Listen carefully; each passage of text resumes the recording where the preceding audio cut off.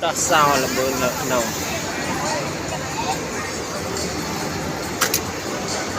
thì môi từ lá nó hay phờ rồi chả sao cho vậy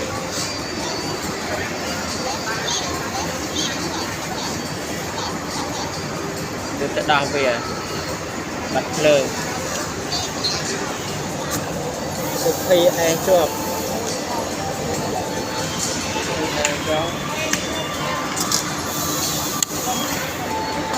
lời má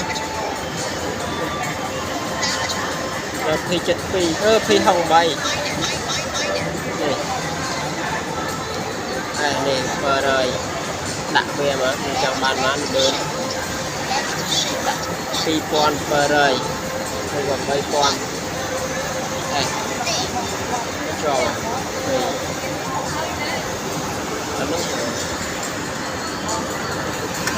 anh cho bao nông việt